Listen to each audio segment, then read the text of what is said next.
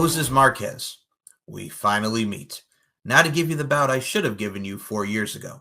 Quick PSA before we get into this promo. Last week on Max Wrestling, Moses Marquez said, "Mike, I'm coming for your ass." Well, he didn't actually say it like that. He was more like, "Mike, I'm coming for your ass." Look, Mo, I like you as a friend and all, but I don't mix business with pleasure. And if you're actually going to put in some effort within this promo today, try to give it more than 9%, okay? Now, throughout Max Wrestling's history, throughout Max Wrestling's tenure, there have been many different iterations of the Moses Marquez character. First and foremost, there was the self-promotional man whore, prostitute yourself type of character that Moses used to have. Let's take a quick look at this, shall we? SoundCloud.com/SmartMarkRadio. SoundCloud.com/SmartMarkRadio. Twitter @SMRPodNet. Facebook @SMR Podcast at Work. The Retro Rewind. Go to sit back. Go to unwind with me, Moody, Paul Morales. The gang catch you around the bend. Bah, bah, bah, bah, bah, bah, bah, bah. And then, the promo climax came around. And Moses Marquez needed to reinvent himself from his stellar King of the Mic performance. And well, the Crippler was born. Let's take a look at that.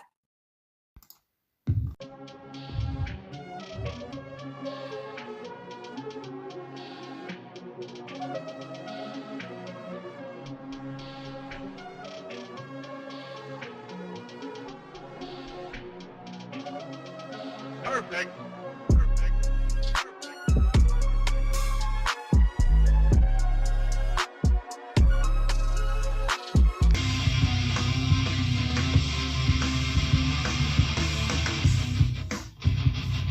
My arrival in Max Wrestling was left with hushed tones. The blood that I had to clean up while I was spilled all over that mat. I am the Crippler, and Daddy's home. Now, the final iteration, the most up-to-date iteration, was the one, the only El Jefe. A man who went out of his way to carve up a path. Anybody who got in his way, man. Ladies and gentlemen, I give to you El Jefe.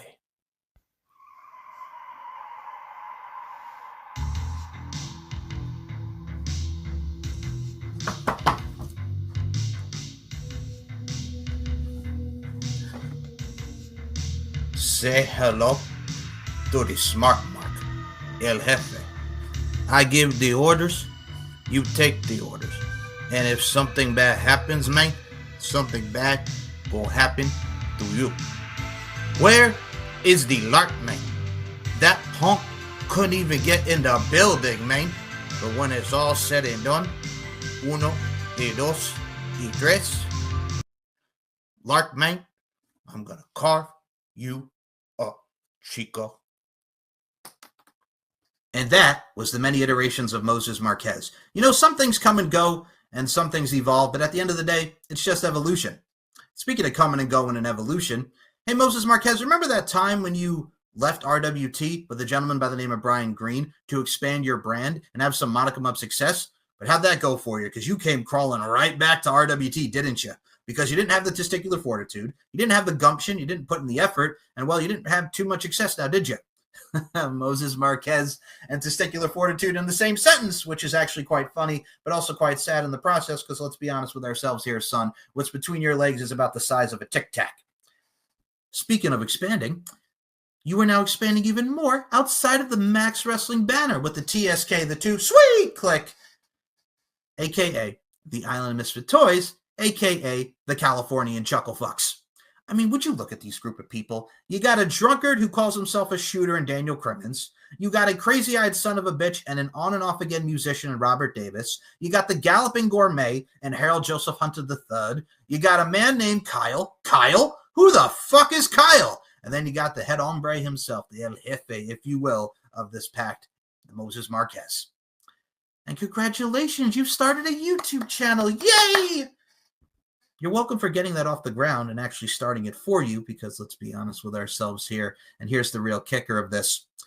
How about you fucking do something with it? My God, you are the most inconsistent, inefficient, insufficient, inadequate, insecure son of a bitch I've ever met in my life. which is actually kind of funny because inconsistency is a huge part of your character flaw. Hell, if you didn't stick around and actually would have left this show, this would actually be the Cap and Mike show, aka the Cap and Pod show. But you stuck around. You kept chugging along. And you kept doing whatever it is that you do. Because let's be honest with you, every time I hear Max Wrestling each and every week, it sounds a little something like this. Ha, bro, the Young Bucks and Kenny are really showcasing why AEW is the place to be. Fuck the Fed, man. I gotta tell you what, man. We got the Young Bucks, and it's funny as fuck because they're the EVPs, and please don't give me a fine. And then they put Okada with him, and he says, bitch. And then we got Speedball Mike Bailey. Oh my God, it's PWG represented in his house. What am I listening to Spicoli from Fast Times at Ridgemont High conduct wrestling analysis and discussion? My God, you sound like you're hitting the trees harder than Sonny Bono, which don't even ask that because you probably have so many chemicals and substances throughout your body and your brain, it's not even funny. And quite frankly, I think you should have took a piss test before you even started this fucking promo. Shit.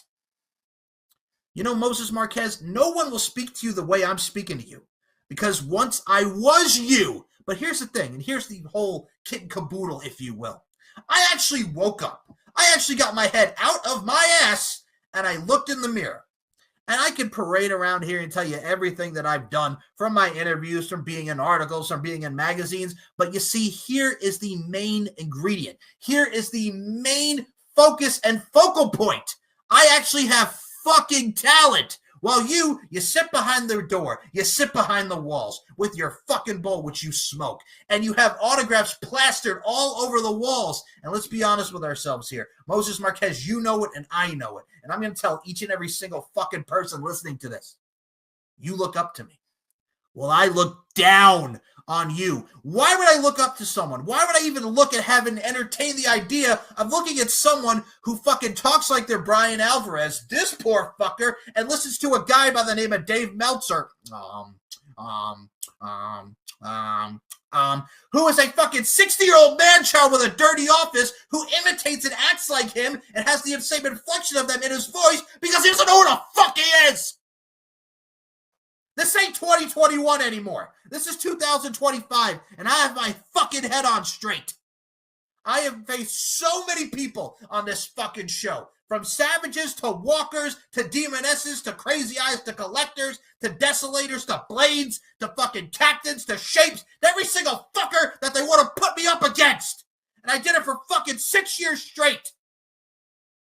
Through the ups, the downs, and I know you people are going to fucking hate that I say this. I really don't give a shit, and it's not sour grapes, it's the fucking stone cold truth. I'm one of the main reasons why this fucking brand is successful. I gave you interviews. I gave you everything, my heart, my fucking soul. And then you have this son of a bitch who thinks he's better than me, who thinks that he comes with any modicum of an actual inch of my fucking talents. I am the best representation of my presentation. I am a verbal assassinator on this microphone. And I am the ultimate chess player who will put your ass in checkmate. You see, Moses Marquez, at the end of this, when this is all said and done, we're going to say a lot of shit about each other. But at the end of the day, we're going to shake hands because there is some respect between us. But for 6 years, because this is 6 years in the making, my brother, there's always been this tension because we're some competitive motherfuckers. But at the end of the day, it's always going to be me over you, just like in trivia, just like in promos. Because Larkin Fort 13 says, I just outsmarted and I just out-talked you bitch ass. Mike, I'm coming for that ass, bro. Well, my little chihuahua, you were all bark and no bite. You want to talk about daddy's home crippler? Well, who's your daddy, Moses Marquez? He is I and I am him. Are you going to be one of my greatest adversaries, or are you going to choke harder than the San Diego Chargers on game day? So go ahead, Moses. Say what everyone else has said about me. Be as unoriginal and uncreative as Vince Russo's booking, bro. I don't even like you. I don't even hate you. I don't even love you. I pity you. Because as the great Robert De Niro once said, the saddest thing on life is wasted potential. And that's what you are. Wasted potential. The thing is, I came back.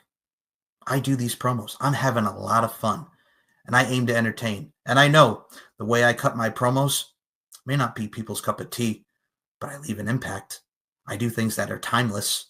And unlike you, you're like everything today within the music industry, within life in itself. You're just another blip on the radar. You come and go as you please. Nothing is timeless anymore. On to the next. Well, Moses Marquez, I am on to the next because I'm done with you. I'm finished with you. I don't even know what to say anymore that hasn't already been said. So with that being said, go fuck yourself, San Diego. And don't ever, ever in your fucking life think you're in my league. Have a nice vacation, bro.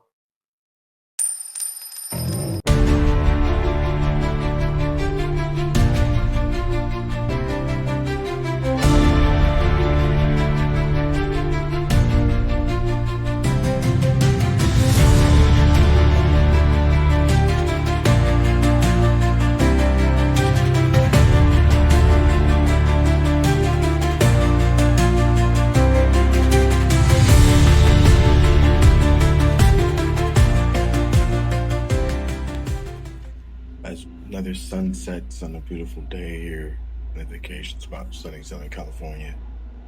I'm called to duty. Kind of called myself to duty if you think about it, because I answered an open challenge. It's that simple. I answered Michael Larkin's open challenge. And you think there'd be a lot more tension in this one, considering this is 4 years in the making. There's I want to say a title bout between Michael and I 4 years ago, a little over 4 years ago to the date. And we all know the fallout. I don't need to get into it any more than we've already been into it for, because you see, that's the past. And that's something that it just, how can I put this in words that make sense? The fact that this was 4 years in the making makes me want to think and reflect on the person that I was 4 years ago, because right now I'm calm, I'm cool, I'm collected. I'm in a place of tranquility. I have the ability to wake up to a beautiful sunrise, hang out at a beautiful sunset, breathe the beautiful desert air, and simply relax and enjoy. And because of that, I'm able to process thoughts better, think clearly, think smarter, maybe working brain harder, but not everything else harder. Because I don't need to be bowed up for this one. I don't need to be turned up. I don't need to be fired up, electrified, awesomeified. That's not a word. I don't know why I thought of the miss. Regardless, as I reflect and I try to look back on the guy that I would have been 4 years ago, given this bout happening on that day,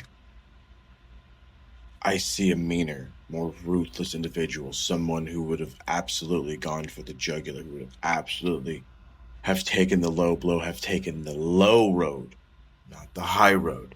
I'm under the bridge, not over the bridge. Call me a troll because I'm down under.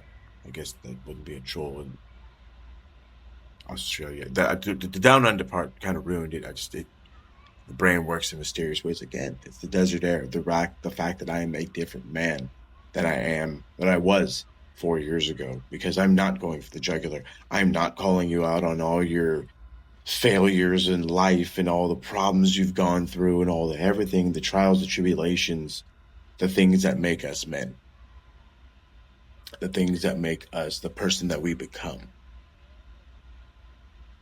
I don't want to singleize, genderify, you know what I mean? Everybody goes through these things. Man, woman, demon. You gotta include her, it's just gonna hurt you. Anyway,